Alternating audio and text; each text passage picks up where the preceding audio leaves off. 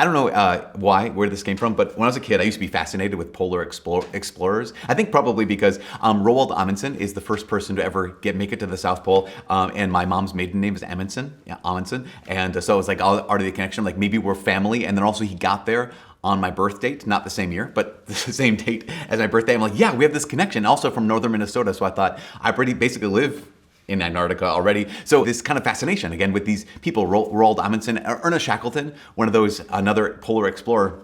In fact, Ernest Shackleton himself, he had done a number of journeys, expeditions to the South Pole. And at one point, there's a legend that says that he needed to recruit people to be part of this expedition. And so he took out an advertisement in a British paper that it said, it was very simple, but very bold. And it said these words. It said, "Men wanted for hazardous journey. Low wages, bitter cold, long hours of complete darkness, safe return doubtful, honor and recognition in the case of success." Just threw it out there. And apparently, again, the legend is that hundreds, if not thousands of men turned out to apply for this job. And you have this idea, right, that this thing is going to be difficult, but it's inspiring, that it's daunting, but it taps into something in our hearts that's undaunted, right? Here's opportunity. And that's one of the things, like you read something like that or hear something like that and you realize, no, here's an opportunity, here's a chance, like here's a call, here's an invitation to do something big, to do something great. And I've been thinking about that idea of an invitation, the idea of a call a lot this weekend. So on Friday, this last week, two of our seminarians were ordained priests. So Father Dan and Father Scott, now two priests for our Diocese of Duluth. And then yesterday, on Saturday, about 3 women from this region made their profession of vows in a religious community here in Minnesota. And it's just that idea of like, yeah, here's something daunting, right? Here is something challenging, but here's a call. Here's an invitation, and especially even with these readings today. I mean, the first reading, here's Elijah, the great prophet, and he calls Elisha to be his successor. And you have Jesus in the gospel with these hesitant, potential would-be disciples. And it's very similar in both those cases, in the first reading and in the gospel today. So similar to Shackleton's advertisement. The invitation is really, really clear, but the challenge is very, very obvious. I mean, for crying out loud, for Elisha to be a prophet, here's an amazing thing. Here's Elisha. He's being called to be a prophet by Elijah himself. But he knows exactly what it is to be a prophet. To be a prophet is not, it's incredible, but it is not easy. It's amazing, but it is not an easy life. It's not a peaceful life. It is a life of being in fights all the time. And he knows this. And also with the Gospels too, you have the one man who says, "I'll follow you wherever you go." And Jesus makes it very, very clear right off the bat. Okay, you realize though, the Son of Man has nowhere to lay his head. Basically, if you come and follow me, you're signing on for a life of uncertainty. You don't know where you're going to sleep. Every morning you wake up, you have no idea that night where you're going to fall asleep. That's what it is. That's part of what it is to follow me. There's a clear call for both these people, for Elisha and for the Gospels. But no one is soft-pedaling this. And because of that, these people who are called, they have to deliberate. What I mean by that is that they have to weigh it out. They have to think about this. They have to ask the question, like, do I want this? Like, what is going to be my answer? Because this is a challenge, but this is Elijah, right? For Elisha himself, like, this is a challenge. This is going to be difficult, but it's Elijah the prophet calling me. Or these potential disciples. Yeah, this is a huge challenge of uncertainty, a life where I have no idea where I'm being led. But this is Jesus. And so I need to deliberate, but also I need to answer. Because that's the case for all of us, right? All of us, we have this invitation. We have to answer. And that can put many of us into a panic. I don't know if it puts you into a panic, but because I get a chance, I get to work with so many young people in high school, what's happening after high school, young people in college, what do I do in college, what do I do after college? And the big question a lot of times is, how do I know that Jesus is calling me? Or even more, how do I know what Jesus is calling me to? That doesn't give you a little bit of panic, like nothing really does, because I understand that, like I completely can relate. I lived a lot of big chunk of my life. Every single day, that was the heart of my prayer was, my gosh, Jesus, what are you calling me to? What do you want? But one of the things we have to always remember is when Jesus calls, when God speaks to us, he always speaks in clarity. Whenever he is inviting us to move, he always speaks in clarity. It's very clear. Elijah comes up and makes it clear, I'm calling you. For Jesus to call any of the disciples, He makes it very clear. He is calling these disciples to follow him. And so whenever God speaks, he speaks in clarity. Therefore, if I don't know, you can be at peace. If you don't know what he's calling you to, then just simply be at peace. Because why? Because God is not waiting for you to answer a question he hasn't asked yet. And this is the thing that can give us so much panic. What does he want me to do? Well, if you don't know yet, be at peace, because God is never waiting for you to answer a question that he has not yet asked. What are you doing when you don't know? You just keep listening. You keep walking. You keep persevering. You keep pursuing the Lord, and he will speak clearly. And then, when he has asked, we have to act. Because that's the thing in the Gospels, right? Here is Jesus. He makes it very clear. I'm calling you to follow me. But in the Gospels, Jesus' invitation is met with their hesitation. That Jesus makes it very, very clear. Here's what I'm inviting you to. And they hesitate. Because yes, I have to deliberate. But then after that deliberation, we all need to be decisive. After we've waited out, we have to actually make a decision. In fact, so years ago, maybe I've shared this story before, but years ago there was a young man. He was one of our students here. And he was raised Catholic, but he wasn't really practicing. In fact, it was the summertime, right before school year started. And one of our students who was involved in our campus ministry invited him to go to Mass down the street at the cathedral before we were on campus. And he's like, sure, I'll go with it. And on the way there, she said, well, if you haven't been to Mass, if you're not a practicing Catholic, you have to go to confession before you receive Holy Communion. And he's like, what?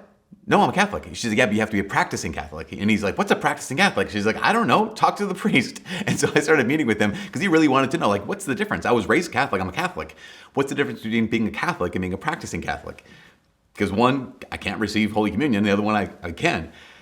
And so we started talking, and then I passed him on to one of our focus missionaries. And this man, he lit on fire. Like, he encountered Jesus in a way that just radically changed his life. That whole year was amazing. And I was so excited. His name's Paul. I was so excited for, as the end of the school year wrapped up, it was going to be Paul's senior year. And I was like, I'm so excited for him to come back to campus because this guy is on fire. And also he was friends with everybody. He was friends with a lot of people that we don't necessarily get access to.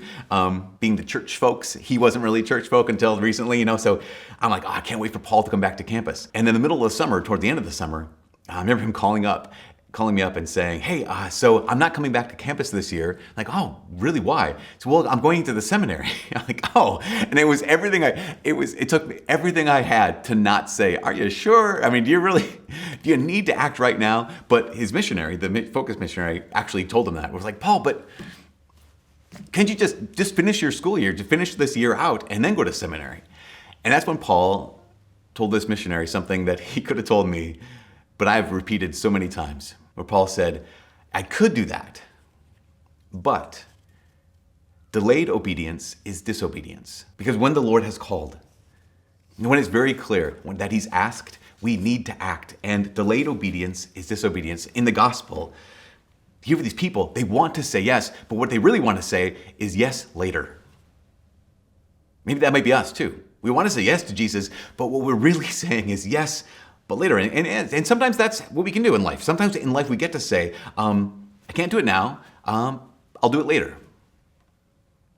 But there are many times in our lives when now or later actually becomes now or never.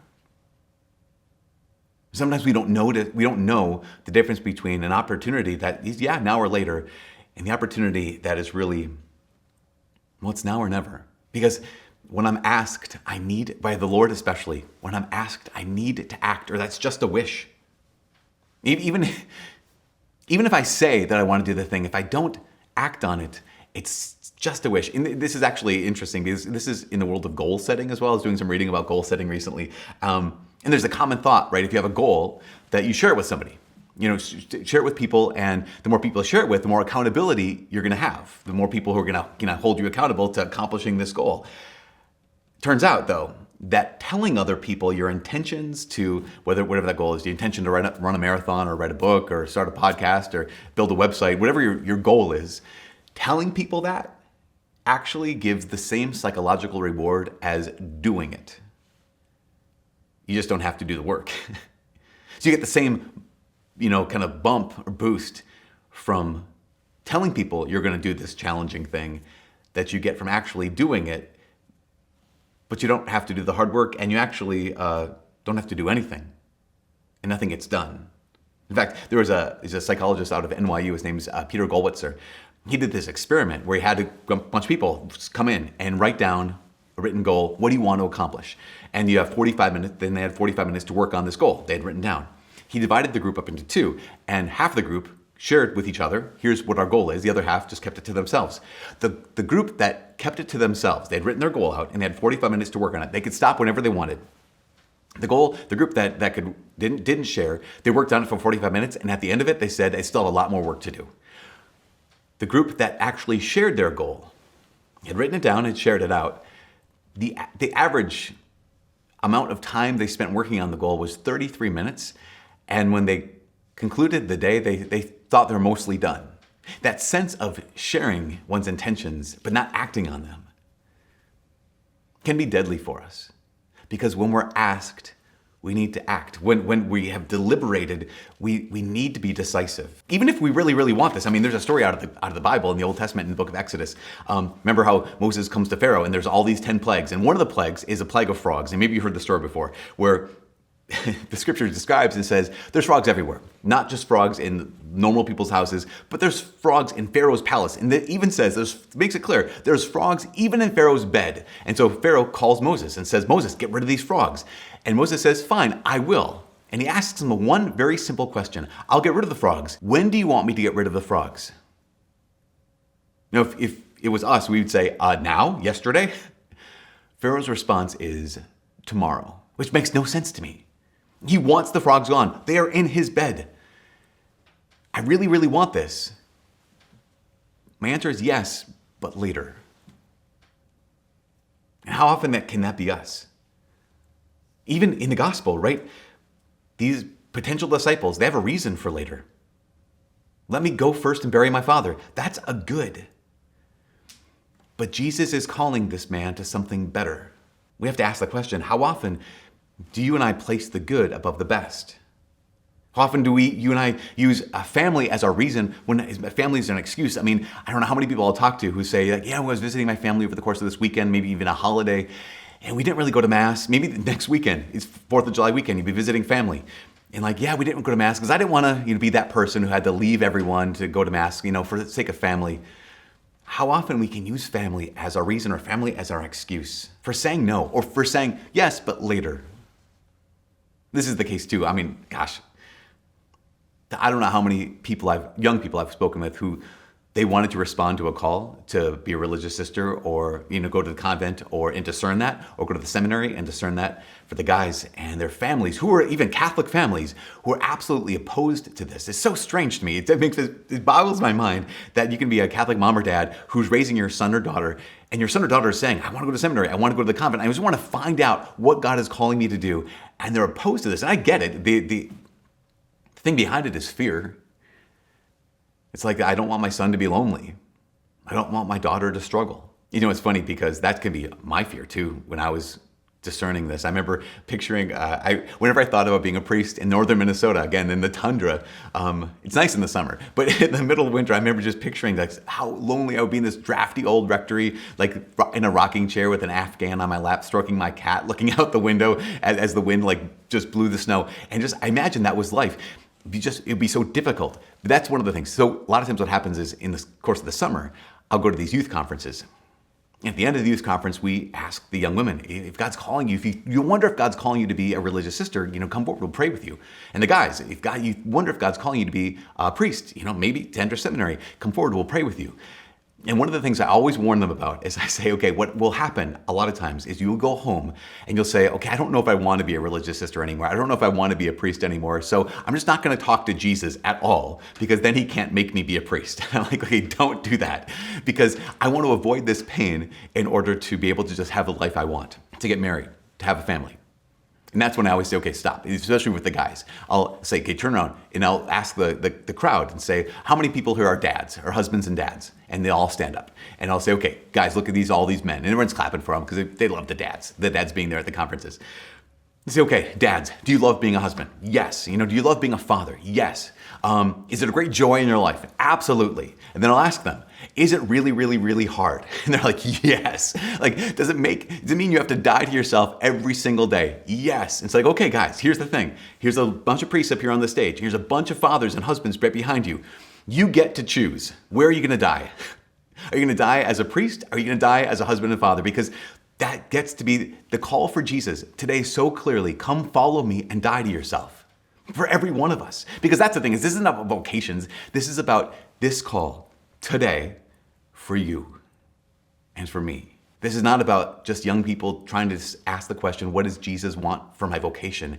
This is Jesus looking at you right now in this moment, and he's saying, you, come follow me.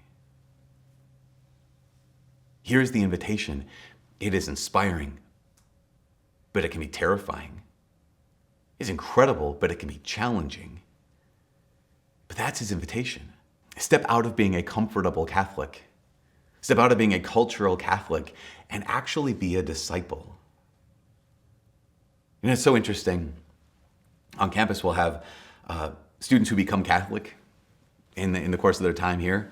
They weren't raised Catholic, but they're here. Our reader today, Rachel, she wasn't raised Catholic and just became Catholic this last Easter. Incredible. And so that incredible conversion, but also have students who were raised Catholic, who were baptized Catholic, who become Catholic when they're here. They're raised Catholic, but then become disciples when they're here. And that's what the call is. To be a disciple. To actually hear the voice of the Lord Jesus and say, come follow me.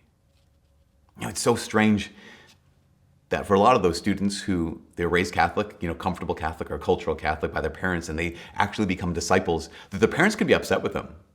Maybe they want to go to Mass on every Sunday. They sometimes even want to go to Mass during the week. They even sometimes leave the house and go to pray in a church while they're home for Christmas break or for summer break. I remember there was one young woman, and she was here years ago, and her dad just kept on, why are you doing this? And he was really opposed to her being a disciple of Jesus, following after the Lord. She wasn't crazy, she wasn't nutty, she was a varsity athlete here on campus, and she was just pursuing the Lord in the midst of being a college student.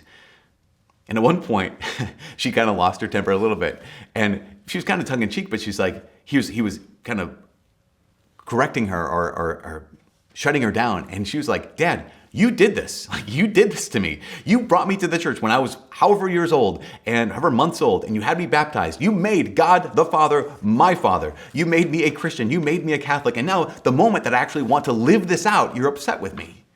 But it's your fault. And that's the truth. Jesus did not come to earth. He did not live. He did not suffer. He did not die and rise from the dead so you and I could be cultural Catholics or comfortable Catholics. He came that we could have life to the full, like a new life. But so many of us are comfortable living our old life with just a splash of Jesus. So what does that new life look like? Well, it means we have to first deliberate. We have to be decisive, but then there's the last thing. Our answer needs to be definitive. We need to have a definitive answer. And what I mean by that is it can't be abstract. It has to be concrete. That it can't be just a thought. It needs to be an act. It can't be internal. It needs to be an actual decision. So in the first reading, what does Elisha do?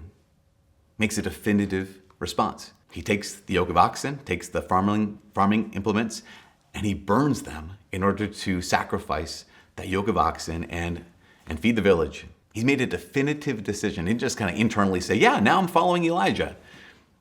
He actually made a choice, and his life looked different. How will your life look different this week if you actually say yes? If you deliberate and be decisive and make a definitive decision in 3 areas: our time, our tithe, and our attention. Those 3 areas become the areas. Because if I just make a decision in my mind, yeah, I'm going to follow the Lord, but nothing changes, then nothing changes. But if I say, okay, I'm going to follow the Lord, that means I'm going to spend my day tomorrow. I'm going to spend Monday morning, Monday afternoon, whatever it is. I'm going to spend that time differently. That means God gets some of that time. It means I have to pray with them. What does it mean if Jesus called them to come follow me? It meant they actually went and followed him. It meant they actually spent time with Jesus. They listened to his voice. They spoke to him. And so that's what this means for us. If we're actually going to be intentional disciples, we have to spend time. Our time tomorrow has to look different than our time last week looked. Same with our tithe. Like you can say, okay, what do I do with my money? What do I do with the money that God has entrusted to me? If I want to know what I care about, I have to look at not only my calendar, I have to look at what do I spend money on? And then also what my attention. Like what gets my attention? Who gets my attention? What kind of media do I consume? These 3 areas. I want to highlight this thing, the first one as this last thing, time. We've said it before, I'll say it again. A disciple is someone who changes their schedule in order to get closer to Jesus.